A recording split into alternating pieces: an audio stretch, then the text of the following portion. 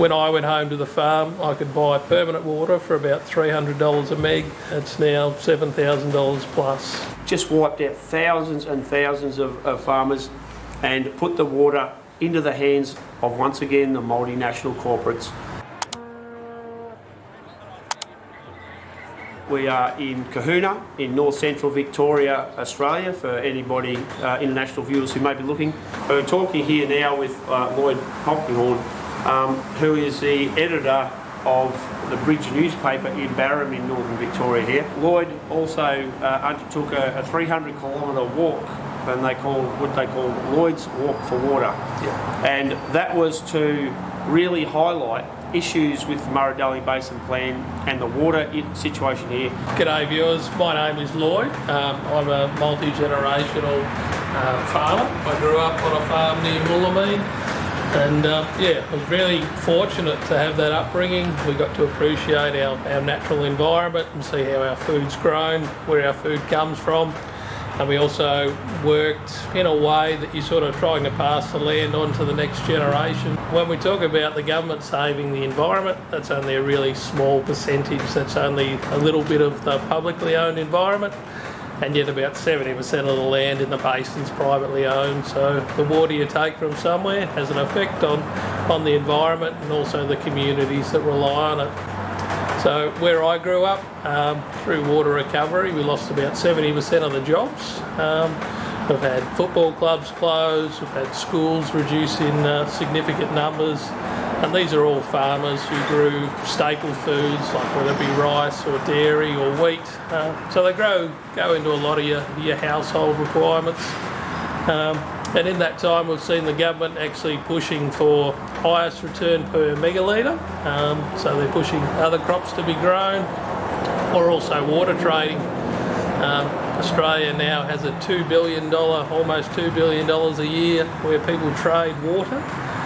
You don't even need an ABM, you don't even have to be an Australian resident. So foreign corporations and superannuation funds can buy our water, hold it, trade it, when farmers are just trying to, feed their stock or make a living.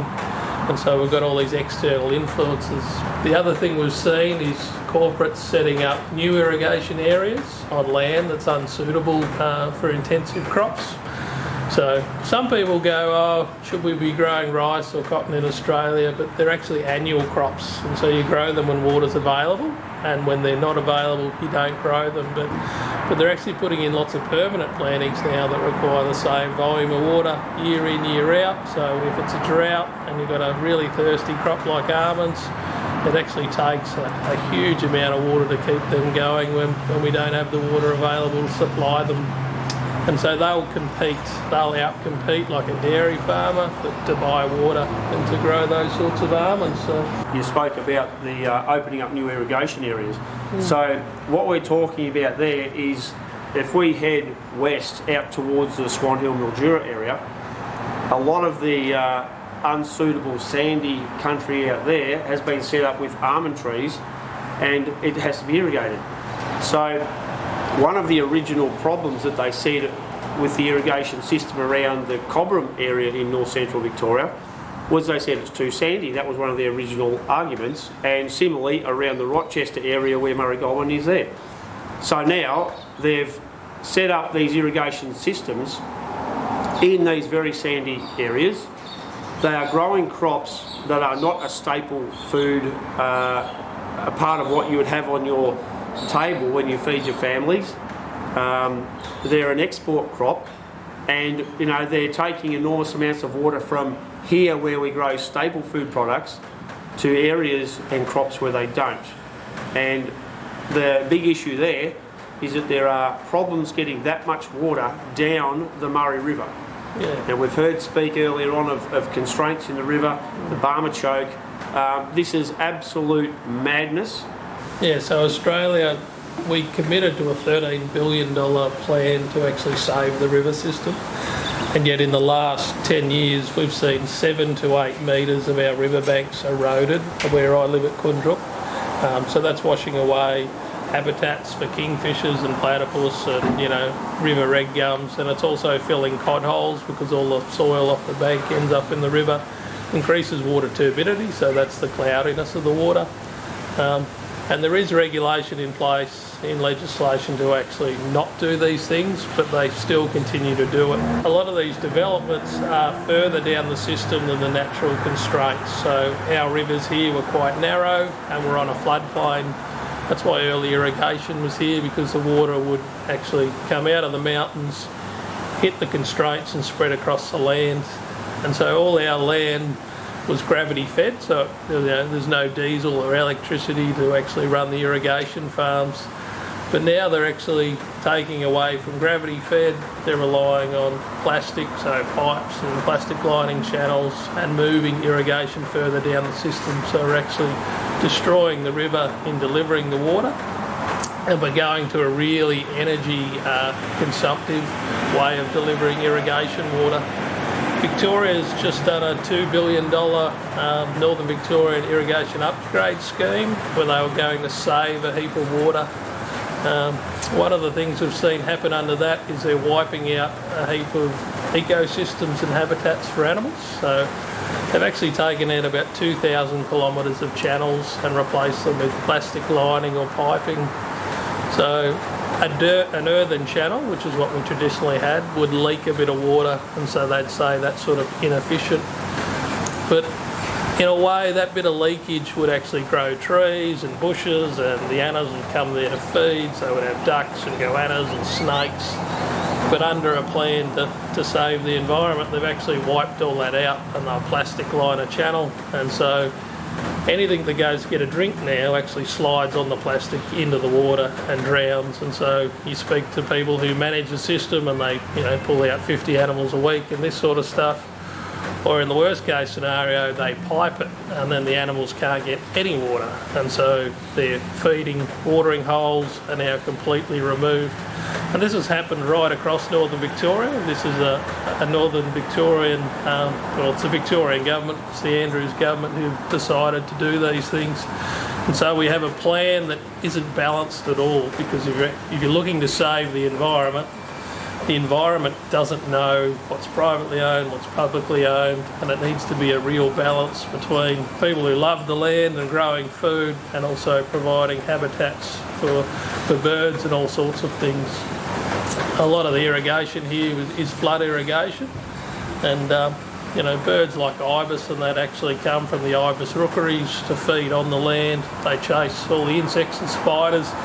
When you're irrigating at night, you can quite often see owls or things out chasing all the rodents, and so it forms an ecosystem function. It's not just water that grows food, it also provides habitat and environment. The irrigation system would provide enormous areas of ecosystem for water birds and all the kind of things that Lloyd was just talking about. Sustained an enormous amount of different species, plants, animals, the whole lot. And now that's all been wiped out. Those things have nowhere to go. They've all died off. You're dealing with a drought situation. And this was made abundantly clear in many of the submissions to the bogus community consultation meetings. And experts in the field came into the situation and said, this is going to happen. You're going to wipe all this stuff out. And their fallback position was, well, we're doing this under the Ramsar Agreement, which is an international agreement that's about as bogus as it gets.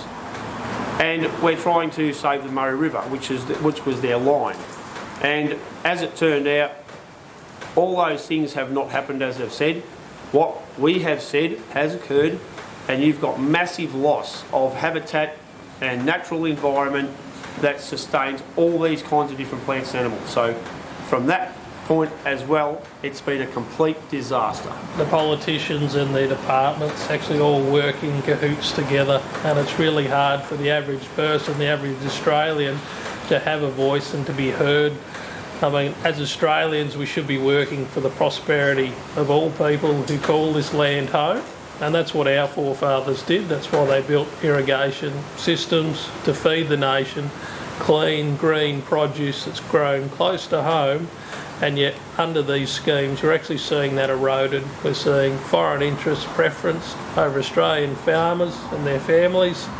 And now young farmers can hardly afford to actually get a foot in the door. So when I went home to the farm, I could buy permanent water for about $300 a meg.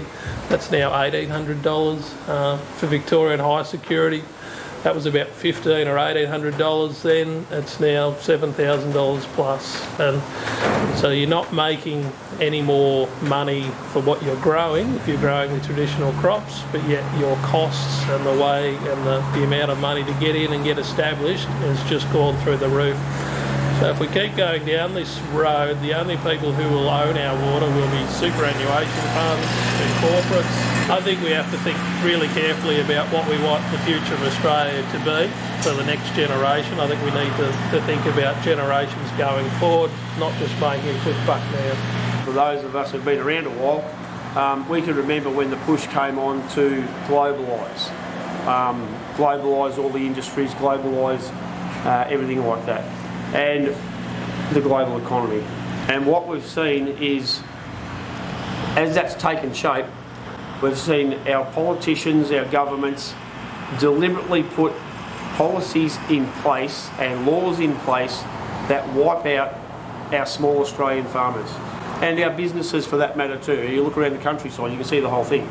And what it's done is put all that into the hands of the multinational corporates, which is just incredibly dangerous. This is so dangerous. Well, and it was a push by government. So I remember going to field days where the Victorian government would tell farmers that they should sell their water permanently to release some capital and lower their debt and then rely on the temporary market. Well, now they're at the behest of these foreign investors and things. So while there's water's plentiful, the price is low, but if we get a little bit drier or people buy water and hold it, farmers have to compete against, all these foreign interests and corporations who, what if the highest return per megalitre is just trading water? Like, that is a fundamental flaw in what the government has been pushing both state and federally. And they said to the farmers, sell your water for $1,000 a megalitre and then buy it back every year for $50. Now that was what the banks told them, that was what the farm advisors told them, that was what the government told them.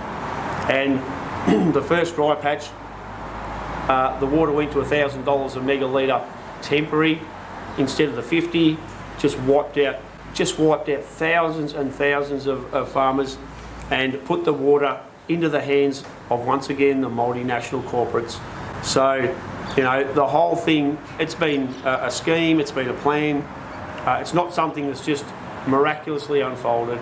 It's a deliberate action, and people need to understand that we need to fight this, we need to fight it now, because this is deadly serious, and, we're in the business of losing pretty well everything. So it's pretty bleak if we keep going the way we go.